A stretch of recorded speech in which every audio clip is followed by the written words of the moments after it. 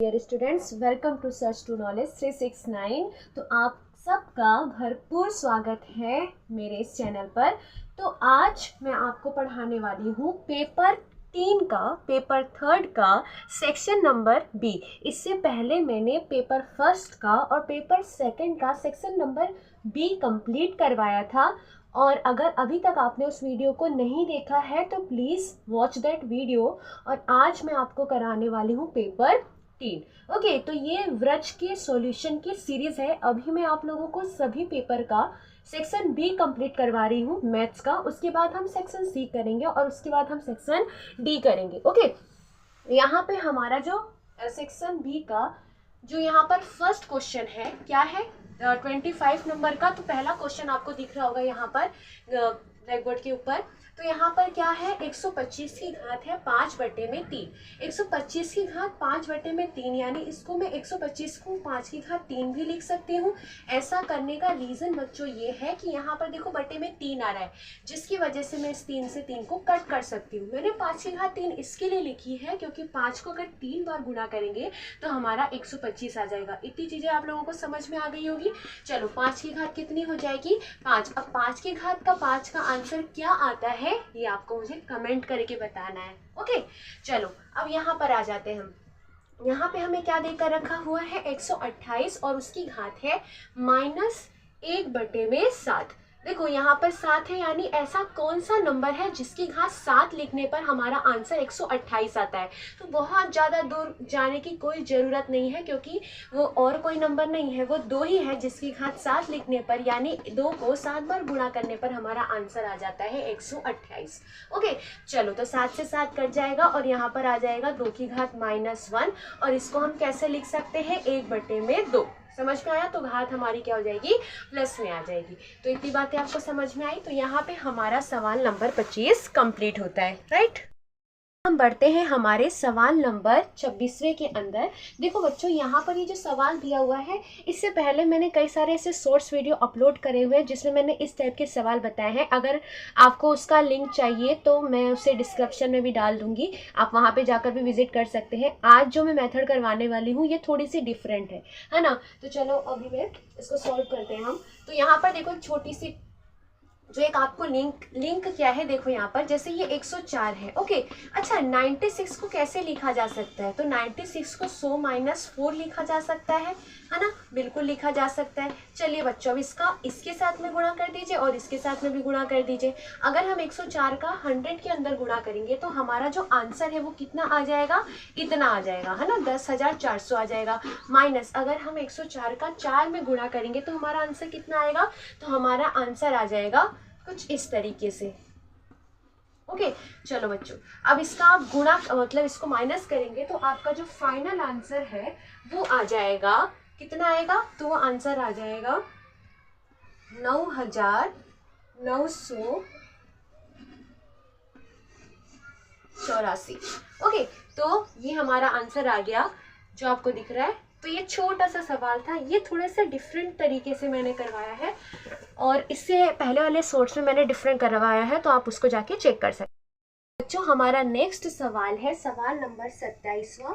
देखो क्या लिखा है कि हमें 5/में √3 और -√5 के हरों का परिमयीकरण करना है। समझ में आया? देखो ये है, इससे पहले मैंने जो पेपर नंबर 1 और 2 का सेक्शन भी कंप्लीट कराया था उसमें भी बिल्कुल ऐसे ही सवाल था। अगर आपने वो दोनों वीडियो देखा होगा तो आपको तो अब ये सवाल मुझे करवाने की ज़रूरत ही नहीं पड़ेगी, बट फिर भी जो बच्चे नए हैं मैं उनके लिए फिर से करवा दे रही हूँ। तो चलो, यहाँ पर हरों का परिमयीकरण करने का मतलब ये हुआ कि जो बटे में संख्या है वही उसका क्या होता है, हर होता है ना।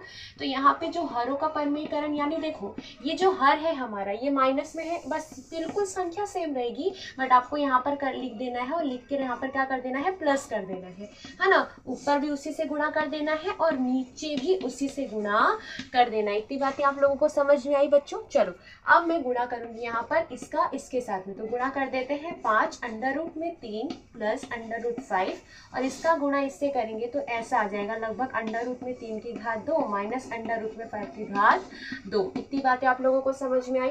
चलो इसका गुणा इससे करने की, वैसे हम इसको ऐसे ही रहने देते हैं, देखिए एंड तक रहने देंगे। उसका एक रीज़न है, मैं आपको बताऊंगी। √3 प्लस √5 अब देखो बच्चों, यहाँ पे ये अंडर रूट से अंडर रूट और ये अंडर रूट से अंडर रूट कट जाएगा, तो यहाँ पर आ जाएगा 3 -5। आप लोगों को पता ही होगा कि 3 में से -5 जाएगा तो हमारा जो आंसर है वो कितना आ जाएगा, 2, पर कैसा, माइनस का, कैसा, माइनस का, तो ये इधर बच जाएगा, तो ये आ जाएगा हमारा फाइनल आंसर।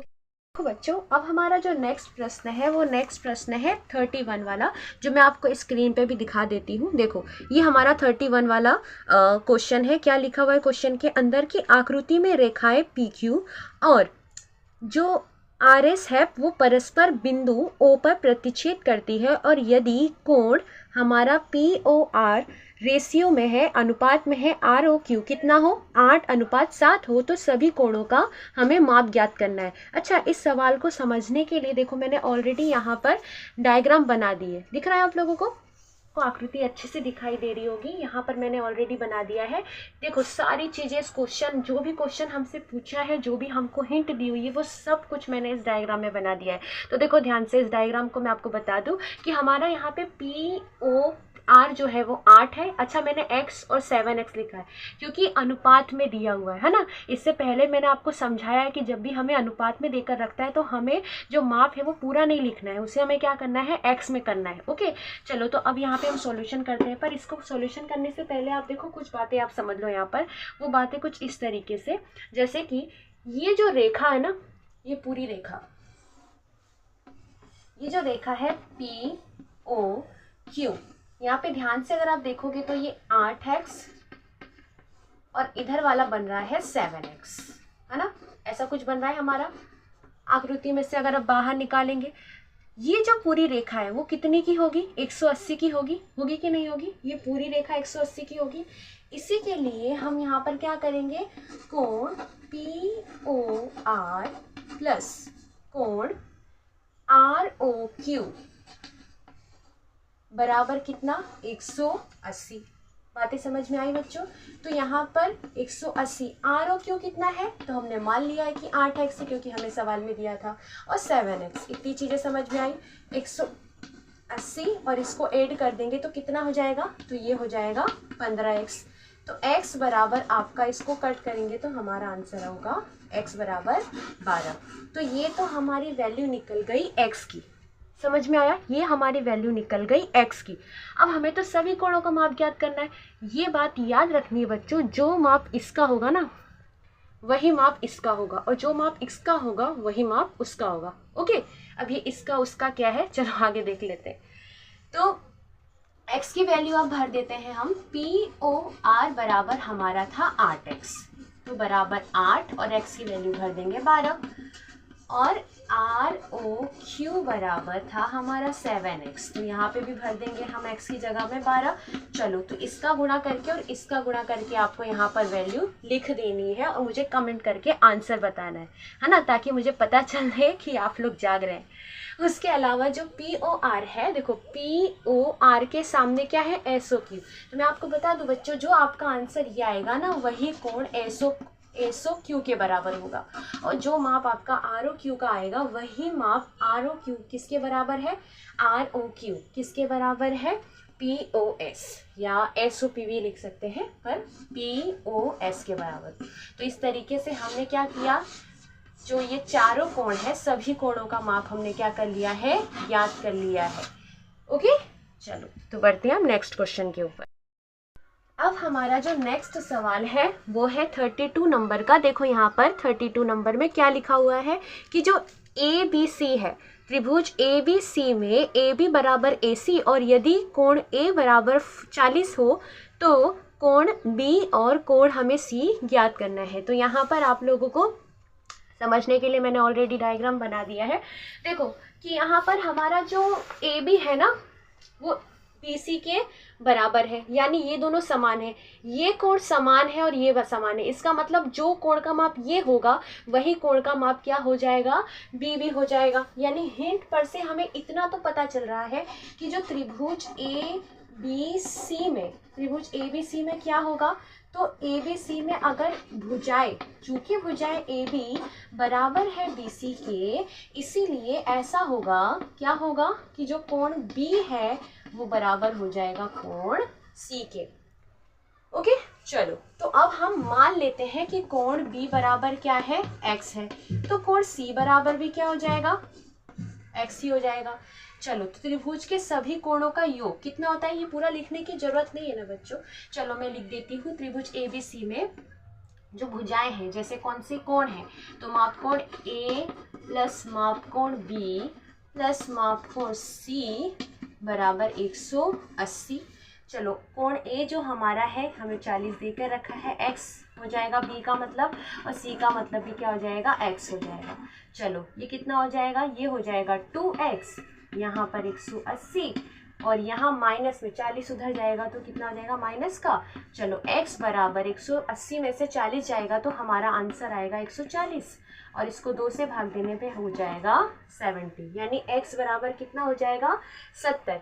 अच्छा, x बराबर 70 आने का क्या मतलब हुआ, क्योंकि x बराबर क्या है, कोण C, और x बराबर कोण C यानी कोण B भी है। इसका मतलब ये हुआ कि जो हमारा कोण है, कौन सा कोण, कोण B बराबर कितना हो जाएगा, 70, और कोण C बराबर भी कितना हो जाएगा, 70, है ना।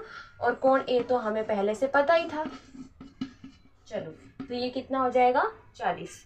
यहाँ पर हमको सवाल में पूछा क्या था, तो हमको सवाल में क्या पूछा था, 32वें वाले सवाल में, तो हमें पूछा था कोण B और C, तो ये निकल जाएगा 70 और 70। अच्छा, ऐसे सवाल में हमें पता करना हो कि हमारा आंसर सही है या गलत, तो कैसे पता चलेगा, तो पता ऐसे चलेगा बच्चों, क्योंकि देखो कोण जो त्रिभुज होता है उसके सभी कोणों का माप क्या होता है, 180 होता है। तो जोड़ दो इन सभी कोणों का माप, 70 70 140, और 140 और 40 हो जाएगा 180। इसका मतलब हमारा सवाल का जो जवाब है वो है करेक्ट।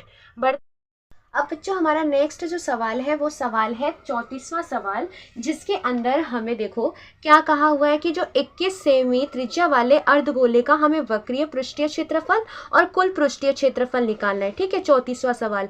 तो यहाँ पर मैंने दोनों का ही फॉर्मूला ऑलरेडी लिख दिया है, ज़्यादा हमको इसमें कोई मशक्कत करने की ज़रूरत नहीं है, तो ऑलरेडी मैंने फॉर्मूला लिखा हुआ है। अब हम क्या करने वाले हैं, सिर्फ वैल्यू भरने वाले हैं आर की और पाई की। तो चलो भर देते हैं। यहाँ पर आ जाएगा 2, और यहाँ पर पाई की वैल्यू कितनी निकल जाएगी, 22/7 निकल जाएगी। का मतलब ये है कि हमें सवाल के अंदर जो आर है, हमारा जो पाई है, उसकी वैल्यू नहीं देकर रखी हुई है, इसकी वजह से हमें 22/7 लेना होगा, है ना। इतनी आपको बातें पहले से पता होगी।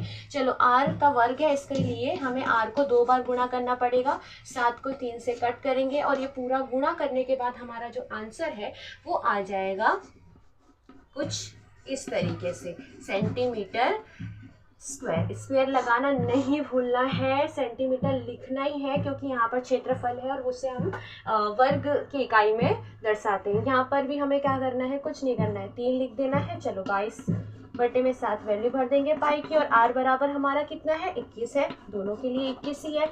चलो, यहाँ पर हम कट कर देंगे। अब इस सब का गुणा आप करोगे तो आपका जो फाइनल आंसर है वो लगभग आ जाएगा, लगभग नहीं बच्चों, पूरा यही आंसर आएगा। गुणा करने पर आ जाएगा एक कुछ इस तरीके से, सेंटीमीटर स्क्वायर। तो ये बहुत ही इजी सवाल था, बस आपको फॉर्मूला याद होना चाहिए, है ना, फॉर्मूला याद होना चाहिए। चलो नेक्स्ट क्वेश्चन।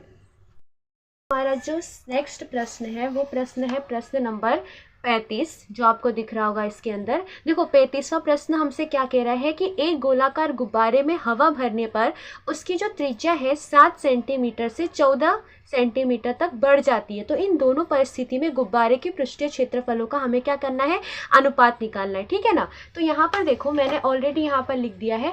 पहले हमें क्या करना है, इस R1 मैंने क्या मान लिया है, क्या माना है कि जो 7 सेंटीमीटर वाली और जो त्रिज्या 24 सेंटीमीटर है उसको हमने R2 त्रिज्या वाला मान लिया है। तो इस क्या करेंगे, 22/7 लिखेंगे। चलो, R की जो वैल्यू है हमें कितनी देकर रखी है, तो R की कीमत है 7, तो भर देते हैं 7 जाएगा, और 4 और 22 और 7 हो जाएगा।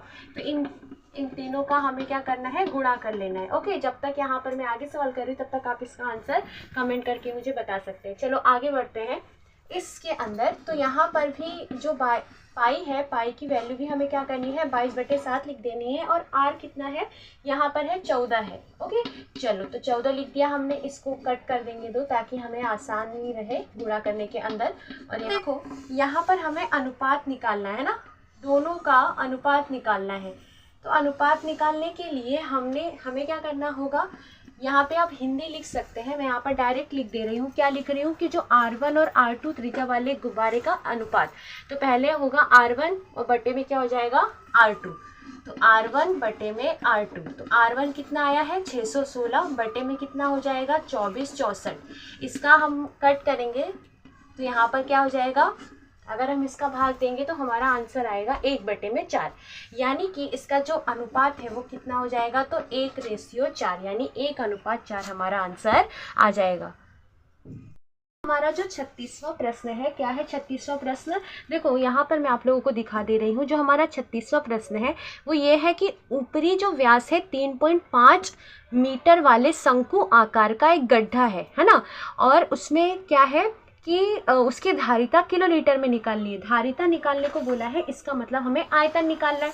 देखो ये गड्ढा बना दिया मैंने, ताकि ये शंकु आकार का बोला है, इसके लिए मैंने शंकु आकार का बनाया है। ये इसकी गहराई ही ऊंचाई हो जाएगी, और इसका पूरा व्यास दिया है, हमें त्रिज्या नहीं पता है ना, त्रिज्या हमें नहीं पता है। तो हम कैसे करेंगे, देखो ये पूरा व्यास है, तो ये व्यास दिया हुआ है, तो आधा हो जाएगा r, यानी d, r बराबर क्या हो जाएगा d बटे में 2, यानी कि 3.5 बटे में 2 हो जाएगा त्रिज्या बराबर, क्योंकि त्रिज्या क्या होती है, व्यास की आधी होती है। चलो धारिता बोली है हमें निकालने के लिए, तो धारिता यानी आप कहें या फिर आप क्या कह सकते हैं उसको, आयतन। तो शंकु का जो आयतन होता है, तो शंकु के आयतन का सूत्र, देखो मैंने पहले भी कहा था सूत्र आप लोगों को पहले से याद होना चाहिए। तो आयतन का सूत्र क्या है शंकु का, तो 1/3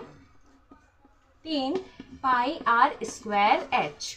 चलो क्या हमें पाई की वैल्यू देकर रखी हुई है, तो नहीं, हमें सवाल में पाई की वैल्यू नहीं देकर रखी हुई है।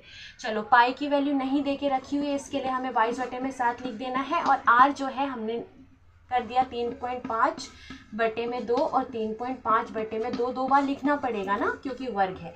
h हमारा कितना है 12। चलो 3 से इस 4 को कट करेंगे तो 4 आ जाएगा, 7 से इसको कट करेंगे तो 0.5 आ जाएगा, है ना। चलो 22 से इसको कट करेंगे तो 11 आ जाएगा, और भी कुछ कट रहा है, हाँ इसको इससे कट करेंगे तो 2 आ जाएगा। अगर सबको कट करने के बाद हमारा जो फाइनल आंसर पर किस में आ जाएगा, किलोलीटर के अंदर। ओके चलो, तो यही आ जाएगा हमारा धारिता। तो धारिता बराबर कितना हो जाएगा 38.5 किलोलीटर। बहुत ही छोटा सवाल था, क्योंकि सेक्शन बी के सारे जो सवाल हैं 2 मार्क्स के, 2 मार्क्स के, इसके लिए बहुत ज़्यादा लंबे नहीं है, शॉर्ट है, और कुछ के तो सिर्फ फॉर्मूला ही लगाने हैं, है ना। तो चलो अब बच्चों बारी है हमारे इस वीडियो के लास्ट क्वेश्चन, और सेक्शन बी का भी लास्ट क्वेश्चन, सवाल नंबर 37। तो यहाँ पर आपको दिख रहा होगा सवाल, जो लास्ट वाला सवाल है हमारा सवाल 37। तो यहाँ पर सवाल है कि 20 से लेके 30 वर्ग लंबाई वाले, यानी वर्ग का जो उच्च सीमा है, निम्न सीमा, और हमें क्या करना है, वर्ग लंबाई ज्ञात करनी है। बहुत ही इजी सवाल है। यहाँ पर सबसे पहले जो हमारा वर्ग है, पहले लिख दो क्या वर्ग है, तो वर्ग है 20 से लेके 30 तक। इसके अंदर देखो सबसे पहले जो लिखा है ना, वर्ग कहाँ से स्टार्ट हो रहा है, 20 से स्टार्ट हो रहा है, इसका मतलब यही इसकी क्या हो जाएगी, निम्न सीमा। क्या हो जाएगी, निम्न सीमा। चलो हमारा जो वर्ग है वो कहाँ पर एंड हो रहा है, 30 पर एंड हो रहा है, इसका मतलब यही हमारी उच्च सीमा है। क्यों, क्योंकि 30 से बड़ा कोई नहीं है ना अब इस वर्ग के अंदर, यानी यही सबसे बड़ी सीमा है। समझ में आया। अब हमको कहा है वर्ग लंबाई निकालना, तो वर्ग लंबाई कैसे निकालेंगे, तो वर्ग लंबाई बराबर जो हमारा उच्च सीमा है उसमें से माइनस कर देंगे निम्न सीमा को। तो उच्च सीमा में से माइनस करेंगे निम्न सीमा को, तो 30 माइनस हो जाएगा 20, यानी हमारा आंसर निकल जाएगा 10। इसका मतलब ये हो गया कि जो हमारा वर्ग लंबाई है वो कितना निकल जाएगा, 10 निकल जाएगा। तो इस वीडियो के अंदर सिर्फ इतना ही। इस वीडियो के अंदर मैंने प्रश्न नंबर 28, 29, 30 और 33 नहीं करवाया है, क्योंकि बहुत ही बेसिक क्वेश्चन है, जिसके अंदर कुछ तो MCQ है और 1-2 परिभाषा वाले प्रश्न हैं। तो अगर फिर भी आपको जो क्वेश्चन है वो नहीं आता है तो आप मुझे कमेंट करके बता सकते हैं। मैं नेक्स्ट वीडियो के अंदर या शॉर्ट के अंदर में उस क्वेश्चन को जो सॉल्यूशन है उसका मैं अपलोड कर दूंगी। तो अगर अभी तक आपने मेरे चैनल को सब्सक्राइब नहीं किया है तो please like share and subscribe to my channel and don't forget to press the bell icon. Okay, तो अभी जो भी बच्चे लास्ट तक वीडियो के अंदर बने हुए थे, थैंक यू सो मच कि आपने पेशेंटली सारे सॉल्यूशन जो है वो देखे और ऐसे ही देखते रहिए। अब नेक्स्ट वाले वीडियो के अंदर मैं पेपर नंबर 4 का सेक्शन बी के सारे क्वेश्चन जो है मैं सॉल्व करवाने वाली हूँ। ओके, तो देखते रहिए इसी तरीके से। और अभी भी आपने मेरे चैनल को सब्सक्राइब नहीं किया है तो मैं फिर से कह रही हूँ, please subscribe to my channel and thanks for watching.